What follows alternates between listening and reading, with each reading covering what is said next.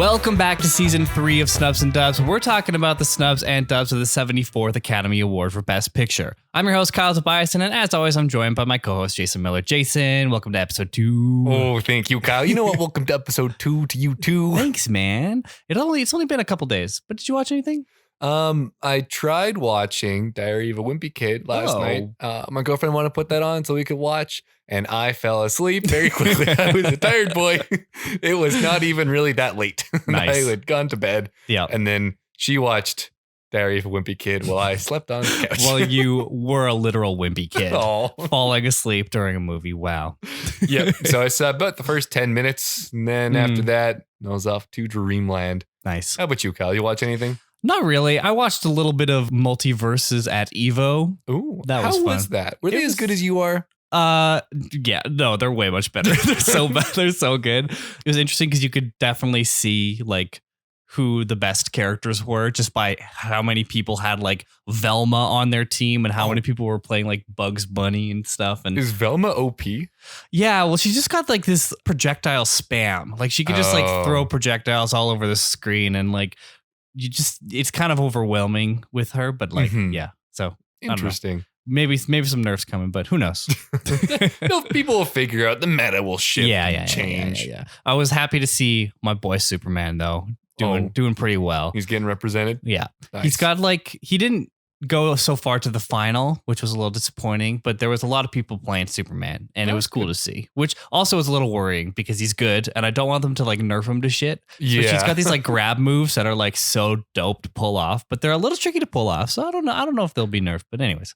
Yeah, we'll see. This is a movie podcast, not a video game podcast. Movies. Well, Superman's been in movies. It's fine. That's allowed. Yeah. All right. Well, season 3 of Snubs and Dubs is covering the films from the year 2001. And so for episode 2, we're talking about Memento. Have you seen it before? I don't remember seeing it before. Movie joke. No, I've not seen it before. Have you? No, I haven't. It's one of those Nolan movies that it's just been kind of a blank spot for me. I haven't seen, even though I know it's supposed to be good. Yeah. And it was always one that was on my list, but I never got to. So I was excited to get to it this episode. Yeah, it's also like heavily referenced in a lot of other things, like the whole writing down notes on your body because you forget. For some reason, that comes up in like parody and satire a lot. Yeah. It's like Brooklyn Nine-Nine, the Pimento character. Oh, I haven't watched Brooklyn Nine-Nine, so. Yeah, it's pretty good. I haven't watched to the end, but I've watched a chunk. It's pretty good. They got this guy named Pimento. It's based on Memento, tying it back. Okay, cool. All right. Well, should we just get into it then? Let's hop right into it. Well, if you were interested in Memento, I've included the links to the physical media related to it in the show notes. If you buy it through that link, it'll help out our show. Or if you have any other Amazon shopping to do, follow the general link to help out our show in the process. A reminder that this is going to be a spoiler-filled conversation, so if you haven't seen Memento yet and you want to, go ahead and do so. I've also included time codes in the show notes so you can skip around to your heart's desire. But without further ado, let's get into it. Memento is directed by Christopher Nolan and written by Christopher Nolan based on Memento Mori by his brother Jonathan Nolan. I have an interesting fact here. Christopher Nolan's screenplay was based on his brother Jonathan Nolan's story. However, the screenplay is still considered an original screenplay because Jonathan's story wasn't published until after the film was complete. That's interesting. So that's something to consider when we get to the end of the year. This would be a best original screenplay nominee. So, yeah. But, maybe if we want to put it somewhere else, we can make a case. We can build an argument. Yeah. It stars Guy Pearce as Leonard Shelby, Carrie-Anne Moss as Natalie, and fucking Joe Pantoliano as John Edward Teddy Gamble. I fucking jumped for joy when I saw Pantoliano. He's become like a sleeper favorite on Snubs and Dubs. He's under the radar in the greater world, but we know and we recognize a Pantaleone original. Are you ever going to say it right? Probably not. The pantaloons in this were fantastic. Yeah, I always knew this starred Guy Pearce, but I didn't know anyone else that was in this. So I was obviously surprised when I saw Joe Pantoliano, and then I was equally surprised when I saw Carrie-Anne Moss.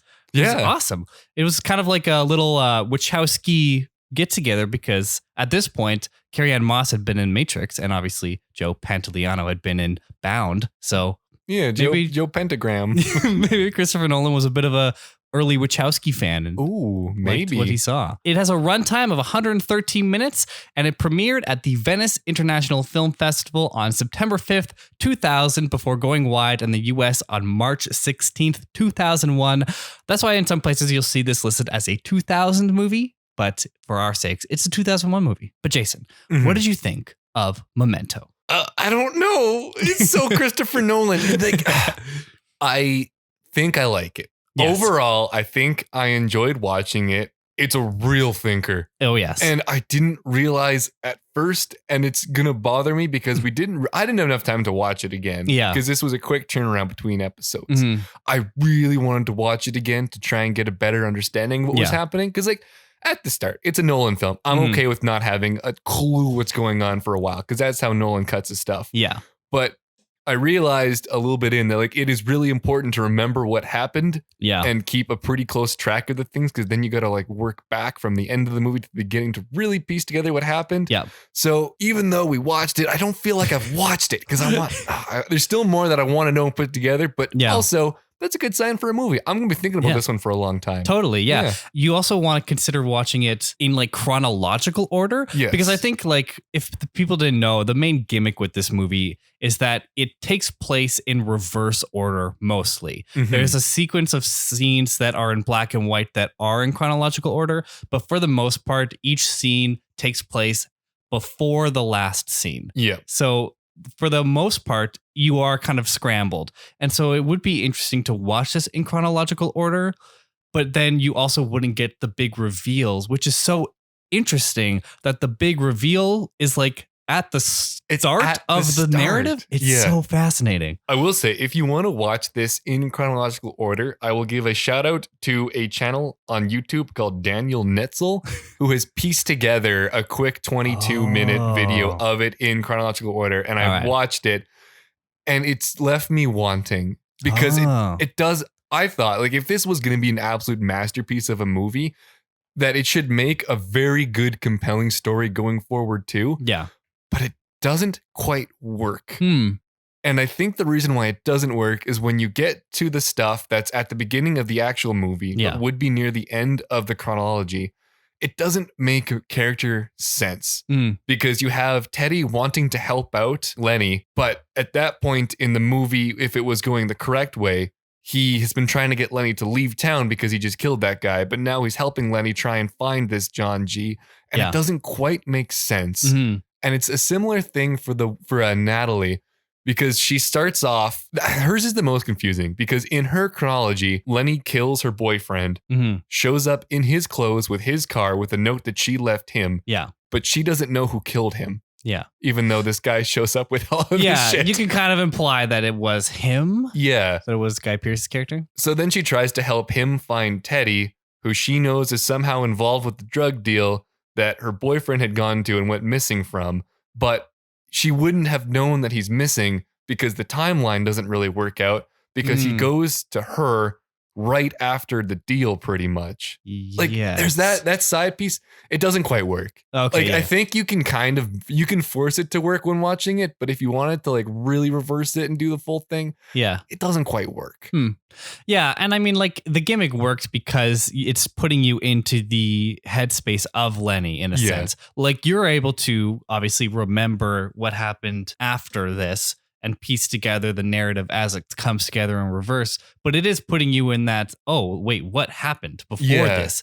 And so you're always like catching up while watching the movie. It's an interesting but that way makes to go. a really cool, interesting movie experience.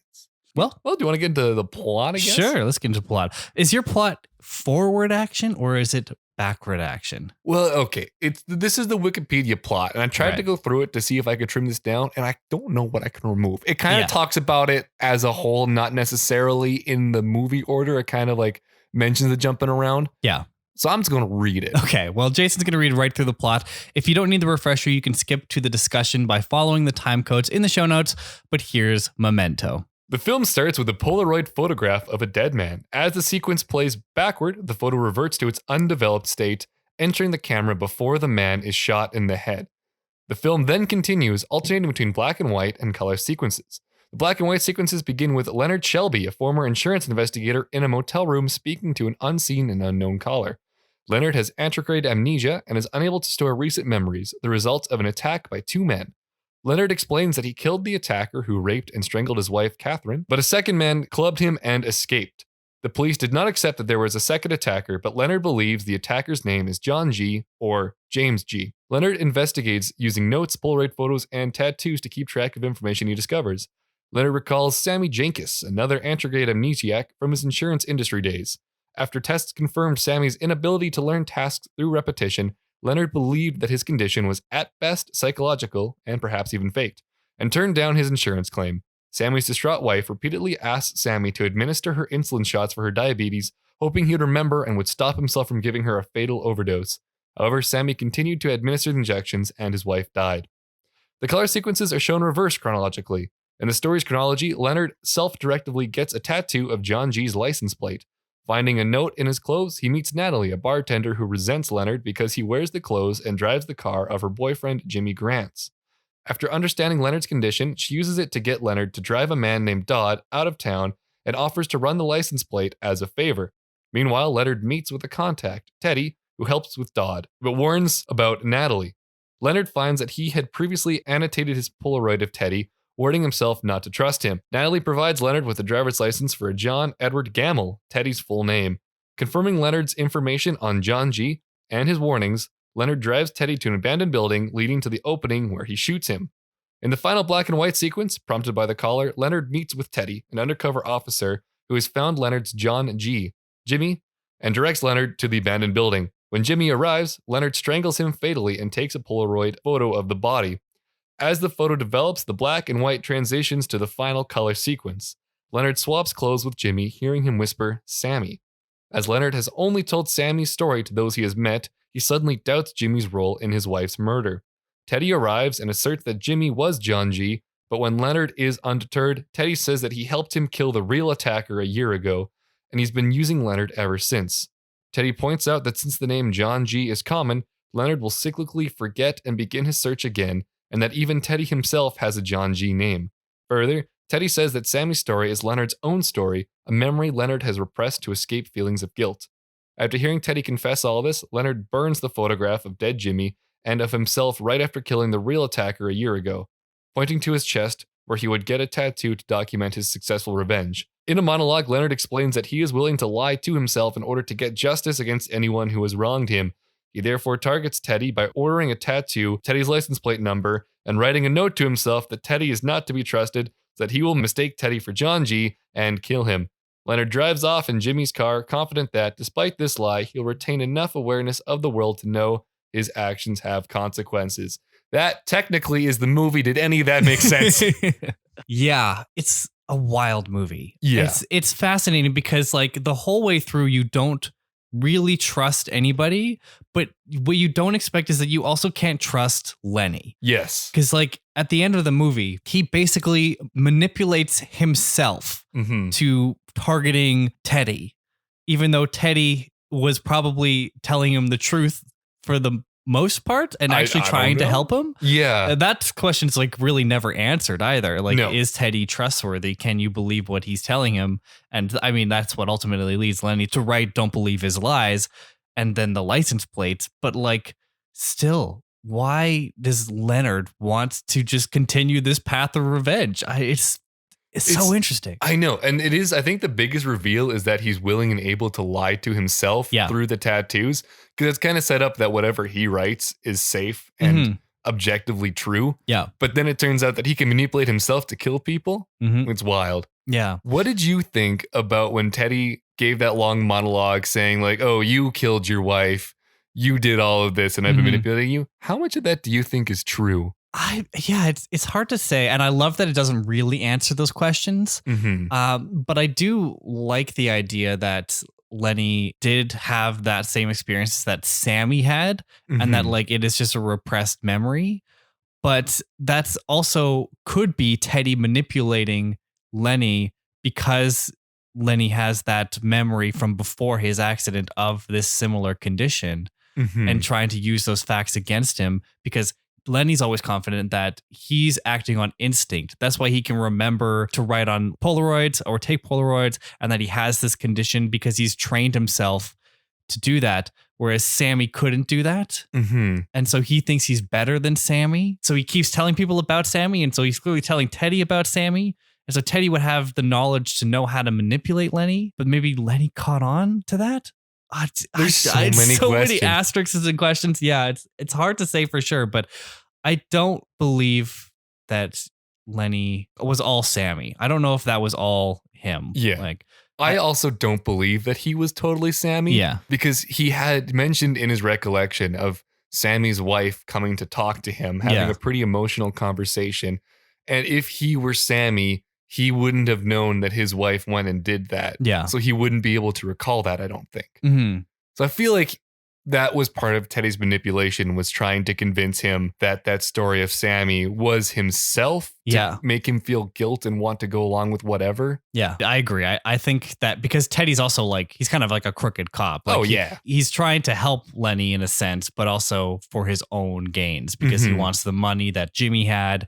And he's just willing to kind of get rid of these John G's with Lenny as long as like he can keep his name clean from any of the wrongdoing and also reap the rewards because Lenny's not going to remember anything that happened. Yeah. Like Lenny's not going to remember the next time that there's like all that money in the back of the car. And so like as much as Teddy can say that he's going to split it with him 50-50. Oh, yeah. He's not going to do that. Yeah. I do love how there seems to be multiple crime people named John or James G to kill. That seems too specific to come up more than once. Yeah. But like, it's also a good fact because that's a general name, John or James or Jimmy or any sort of like J name. And then he can also convince himself that it's a different name later on too, because on the tattoo, it's John or James. And so what is he going to now add? Or, you know, Josh or something. And so like, and all he has is the last letter G. And so like he can fit whoever he wants to within that parameters as long as it leads him to this path of revenge and he quote solves it and then erase all memory of it and move on and like do it again. And so how many times has he done this? Like that's the other question. Yeah, probably a lot. Yeah. Because when Teddy picks him up and says, like, you're not a killer, that's why you're so good at this, makes it seem like he's done a couple at least. Yeah. And then there's Natalie, who's like another interesting but also manipulative character where clearly Teddy was somehow involved, or maybe he was involved with, but Teddy's always been involved. I think Teddy's been using Lenny in this whole charade. And so they clearly wanted to get Jimmy, her boyfriend, as a John G. And so he was involved with that, like taking that down. And then Lenny didn't remember what the note was to Natalie. So he just went to Natalie. And then she identified him as possibly the person to have done this to her boyfriend or that Teddy was involved.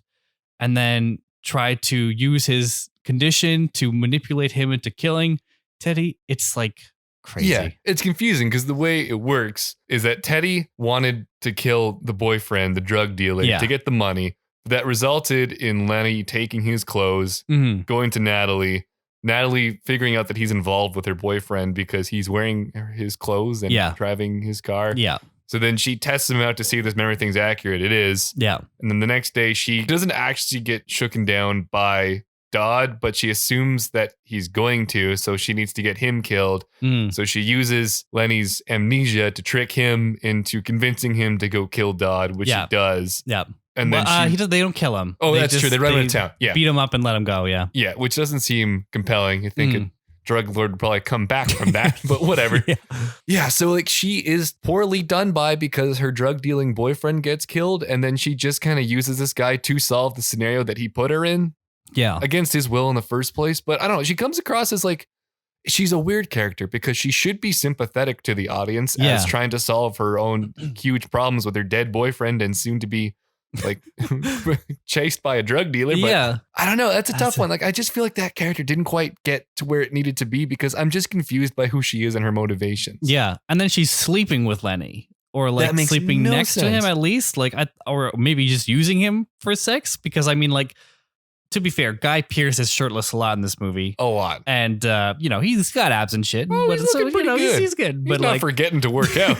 But like, if you believe that her boyfriend was just killed, And now she's sleeping with Lenny? With the guy who's wearing his clothes and driving his car, clearly involved in whatever happened. It makes no sense. Theft is not a joke. It's not a joke.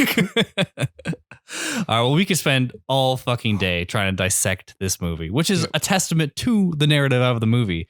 But what did you think of some of the acting in this? I thought it was really well acted. I thought it was very well acted, especially Guy Pearce. He does a very good job, very convincing in this role. And even though there's not that many characters in it, they make a really cool story. And all of them emotionally are able to pull off what they need to keep you confused as shit the entire time. Totally. Yeah. And obviously, Joe Pantoliano, great as always. Absolutely. He's got this energy where he's like, you think you can trust him, but you actually don't know if you can trust him. Mm-hmm. And it just works perfectly. I don't know what it is. Cause like, he seems like he's giving this like positive buddy performance, but then there's something about him. You don't know for sure. And it's like all in the performance. Yeah. And even though Joe Panda Express gets killed at the start, so you know he's bad, he still is able to make you question that all the way to his death, which is pretty impressive. But you also don't know if he's bad once it gets later on. That's true. God, this movie's so confused. This is also clearly like the first stab at Tenet. Yeah. Because the storytelling is quite similar time-wise. And I feel like he still needs 3 or 4 more cracks at that, because I didn't feel like Tenet was the best Tenet either. Yeah, well, he likes time and memory and stuff, like Inception's about memory and dreams and that sort of thing, and manipulating those. Of course, Tenet is about moving forwards and backwards. So he likes this sort of space. And it is, I think this being like a trimmed down version of that is really successful in its attempt. So yeah, I feel like it understands itself better than other Nolan movies, which still doesn't make me understand it any more than the other one. So yeah, and I also don't think like when you rewatch this movie that you will find the correct answer. No, because there are still enough unanswered questions that you can watch it and have a different perspective, a different experience, think a different thing, but also not know the answers and still be fascinated to go back for more. Like you can understand the chronology of it more and the steps in the process of Lenny ultimately killing Teddy, but you don't know always what people's motivations were in the end. And like the questions with Lenny, like how many times has he done this before? Was his wife actually alive after the attack, but she couldn't put up with his illness anymore? And then now he has this belief that she died and is on the track of revenge. And yeah, it's there's so much. There's so much. Yeah. Do you want to see what the critics and audiences thought about it? Sure. Critics, pretty high. 93%. Wow. Where do you think the audiences might land, though? I feel like they're going to be lower. I don't know if it's going to be like poorly reviewed, but I think it'll be like 73. I want to throw out. Interesting. You're actually dead wrong. Audiences were actually higher. Oh, dang. By 1 point, 94%. Wow. Yeah, they were really into that. Yeah. IMDb is at 8.4, which makes it IMDb's 54th highest rated movie on the platform. It has a Metacritic of 80 and on a budget of $9 million. Relatively conservative. It made $40 million. Hey, that ain't bad. That's getting a lot of critical acclaim too there. Then that's some pretty high reviews coming in. Totally. And I think that even in just it being part of Nolan's filmography now, a lot of people will be finding this as they go through. Like, because this obviously, it wasn't the biggest hit. It was number 80 at the year, which, you know, is for a sophomore feature. Like he had his first, like Following was his first actual movie, but this is like his first bigger budget movie. Like Following, I think he mostly did by himself and like self-funded that. And so like for that, like for it to make $9 million and actually rank in the first top 100 of the year, it's pretty solid. That's pretty good. And obviously kicked off a great career for him, because I think his next movie after this was The Prestige and then Batman Begins. Oh yeah. So yeah, or I don't know, it might have just been Batman Begins. We can IMDb that real quick. It was Batman Begins, then The Prestige, then some little movie no one's heard called The Dark Knight. Wow. Yeah. I like that second crack at Batman. Yeah. But that's amazing that he went from this to then Batman. Like being in charge of reviving Batman from being kind of like a corny character to what we all know and love as one of the best iterations of Batman now. So it's crazy. That is crazy. Good for him. Yeah, good for Nolan. This guy might have a career. All right. Well, Do you want to get to our scores, though? That's the most important part of this. It is, and I hope you have your scores ready because I've been thinking about this movie since I watched it. I don't know how I feel about anything. All right, yeah. I had to give it a little bit of a think, too, and I have my scores ready. All right, well, let's start with your enjoyment. I give this a 4. I thought it was really enjoyable to watch, even though I was almost falling asleep, not related to the movie, but just related to how late it was and how exhausted I was. The fact that it kept me awake and asking all these questions was amazing. So yeah, my enjoyment was a 4. Excellent. I'm going to go 3.5 on that one. That's just my heart speaking to me. But like we're in the same realm of enjoyment.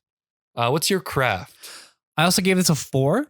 I think it's well shot. Costumes are what they need to be. I think the editing is where it gets a lot of its craft because without how it's edited, it doesn't work narratively. Yeah. So I think a lot of that went down to craft, and so it's 4.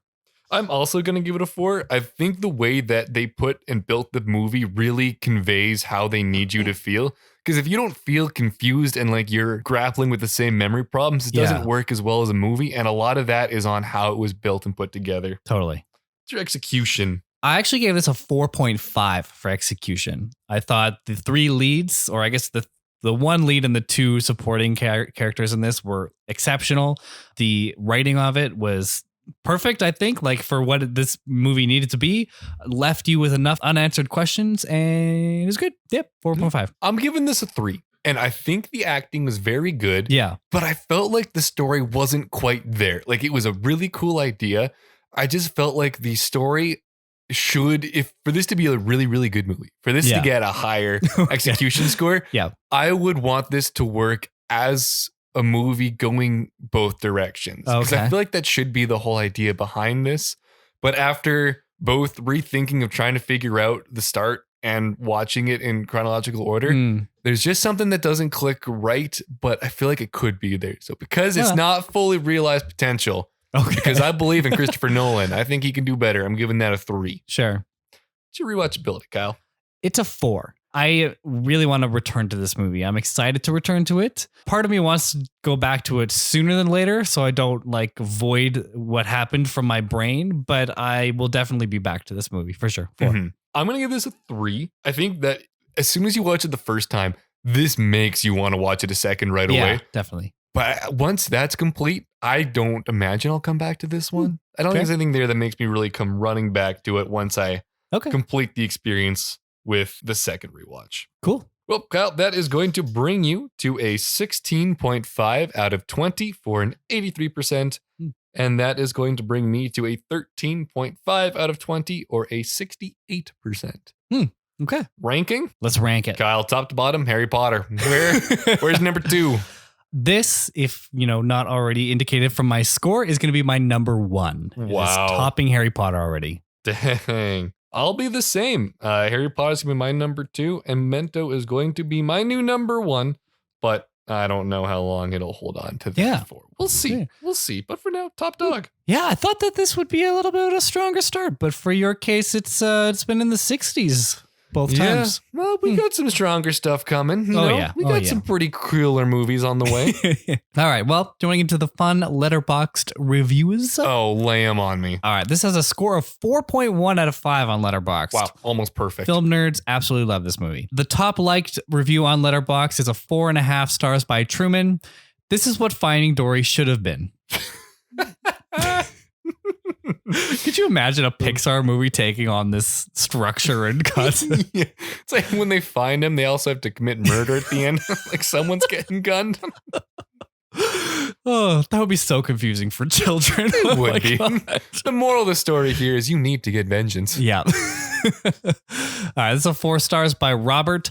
For sure, my dream job is playing the deceased partner in a Nolan film. Just filming artsy flashbacks in a suburban house doing mundane things and then die? Sign me up. It's true. The wife doesn't have to do much. No, but they're always in there. Yeah. It's like a classic Nolan thing, just like the dead wife. Yep. Amazing. Also, if you're in a Nolan movie, never be a second something. Never be a sidekick. Yep. Never be just like a spouse to an important person. You will be dead. All right, this is another 4 stars by Wobble Up. Me, I watch movies for the plot. The plot: Guy Pearce being shirtless for 90 minutes straight. I mean, the man did pull it off. He's Yeah, got quite the bod. When you have the script having you be shirtless this often, I mean, you find a way to get ripped. I'm sure Guy Pearce was already shredded at this point. But yeah, but you know, you're putting the extra effort in. You're getting a couple more shoulder days in. Yeah. You're not worried about the legs so much. They're not on screen as importantly. All right, this half star by Nuggies reminded me of why you did the little bit of the outro last episode. Because if you didn't notice, last episode, Jason had to do that's right, next episode we're talking, because I could not get out of my head Mementos. Mementos? So this is a half star by Nuggies. No. Oh, good work in there. Yeah, I'm proud of that review. Whoever did that, good work. I love you. All right. Academy Awards. Do you think this had any? Ah, man. I'm going to imagine that no, it did not. You would be incorrect. Okay. This actually did have some Academy Award nominees. Does it have editing? It does have editing. Oh, that was the one I was thinking about. There's Is it two, though. More than that? There's two. Oh, dang. Best actor? Unfortunately, no. Oh, Best original screenplay. Oh, that would make sense. Oh, I should have picked up on that because you dropped a little foreshadowing at the start. Yeah. It didn't win either of those. But editing, that's in contention, I think, for me at least. Oh, yeah. This is a really unique project, and it makes the editing stand out, which is some movies win because the editing is just a quiet part of the background, which is good. But this one, it's on the forefront, but it needs to be. Totally. Some other awards. It won the Saturn Award for Best Action Adventure or Thriller Film. It was also the nominee for the Golden Globe for Best Screenplay, and there was a lot of attention to its screenplay actually across critics groups. And lastly, Christopher Nolan was nominated by the Directors Guild of America for Outstanding Directorial Achievement in Motion Picture Arts, but didn't win. He did instead win the MTV Movie Award for Best New Filmmaker. So there you go. As long as he's getting something. Yeah. Any of that surprise you? Or anything seeming missing? No, I get it. I think that checks out. Like the only other thing that I think could be in contention for an Oscar would be Best Director. Yeah. But I'd need to see the list. I don't know if that's the kind of thing that I'm going to take any grudges out on if he's not in there. Yeah, I'm going to have Guy Pearce on my radar for Best Actor a little bit. We'll see what the rest of the Best Actor has to give, but I think he's up there for me in that list so far. All right. Interesting facts time. So we talked about a YouTube video having a chronological order, but I found a DVD fact, which is always fun for me. Oh, nice.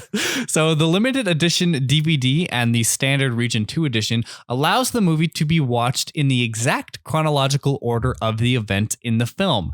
The first couple of scenes of the regular cut of the movie appear normal in this version, meaning they are not reversed. However, the version of the film on disc 2 is quite difficult to reach. The users must answer several questions and solve a puzzle. What? And forward, reverse, and chapter skip capacities are all disabled. So they make it difficult for you to get to it. Oh my but God. you can actually watch it. They put so much effort into DVDs back then. Yeah, so much fun. Now they slap it on a disc, remove features probably, and give it to you and tell you to shut up. Yeah, totally. That's exactly it. Ugh, it's frustrating, but I still love it. All right. During Teddy's line, "You don't have a clue, you freak," director Christopher Nolan felt that Joe Pantoliano did not quite nail the end of the line, so he decided to re-record the last two words to his liking, delivering them himself. Therefore, in the final film, the words "you freak" as we hear them are actually being recorded not by Pantoliano, but by Nolan impersonating Pantoliano's voice. Pantoliano was unaware of this dubbing until an interview for Anatomy of a Scene, which was released in March of 2001. So after it had already premiered at a bunch of festivals. That's wild. Yeah. How bad could Pantoliano's line have been? That it would have been better for Christopher Nolan to record it himself pretending to be him rather than just do the original. I don't know. But I guess he just, had to have that power, had to have that control. Yeah. Or maybe it was just you wanted to get a little extra piece of himself in there, Well, maybe. Or maybe he just wanted to show off his Pantaleano impression. Yeah, probably. After his wife's death, Sammy is shown sitting in a mental institution briefly, just after someone walks in front of him, and before the scene cuts back to Leonard on the phone, Sammy is actually replaced by Leonard sitting in the same chair. This supports the conclusion that the tragic end of Sammy's story is actually an event from Leonard's own past, just as Teddy later tries to convince him. I'm not okay. I feel like that was put in to continually ask the question but not answer it, because how could he have ever gotten better enough to leave the mental institute? I agree. I feel like that's maybe a red herring, trying to send you into the wrong direction. But I didn't actually notice this when I watched the movie. But it's just a quick thing, and then supports that. Maybe. Who knows? Maybe it depends how you read it. Yeah, I don't know. I don't think it does. I think it's just restating the question, not answering anything. I like that it's in there because it does add more fuel to the fire of the conversation. But it's interesting. Yeah. Two more. When Teddy tells Leonard to write "Do not trust her" on Natalie's picture, which he later crosses out, he writes it in cursive.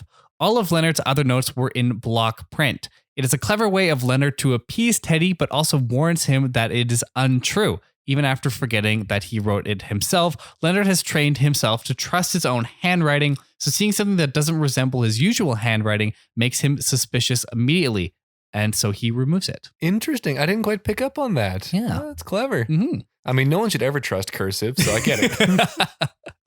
All right, last one. Teddy's phone number, 555-0134, is the same as Marla Singer's, Helena Bonham Carter's character in Fight Club. Oh, he reuses fake numbers. Yeah. That's kind of fun. Any final thoughts? I will probably never truly know how I feel about this movie, like every Christopher Nolan movie. Yeah. But I don't know. It was an experience. I'm glad we did it. Totally. What about you, Kyle? I'm really glad that I got the chance to finally watch it. And I'm been still thinking about it. I still got more YouTube videos in the queue to watch. So I'll be checking that out. And I'm going to watch that chronological version of the YouTube video that you mentioned. So we'll see. I'll see how I feel. Well, I want to thank you all for listening to Season 3, Episode 2 of Snubs and Dubs. As always, you can find us everywhere on social media at Snubs and Dubs. That's on Instagram, Twitter, Facebook, Letterboxd, etc. We're also on Good Pods, so make sure to check us out there and join our official Discord. We'd love to hear your guys' thoughts on Memento or on this episode, so please send us a tweet or a message with a question, recommendation, or anything else. I'm also at Kyle Tobias on Twitter, and Jason is at Windy_Mills. Of course, all of those links will be in the show notes. Make sure to leave a 5-star review, share the show to everyone you know, and check back next week for another episode. Here's a sneak peek of the film we're going to talk about. Vegas, huh? Vegas? Vegas. Fantastic. The heist is impossible. Casino security cannot be beaten. You're out of your minds. Exactly. You are up to something, Danny. What? You're pulling a job, aren't you? You're a thief and a liar. I only lied about being a thief. You're gonna need a crew as nuts as you are. Who do you got in mind? That's right. Next time we're talking about Ocean's 11, so make sure to watch it before next episode. Can't wait for you guys to hear it. Thanks for listening. That's a wrap. Bye. Bye for now.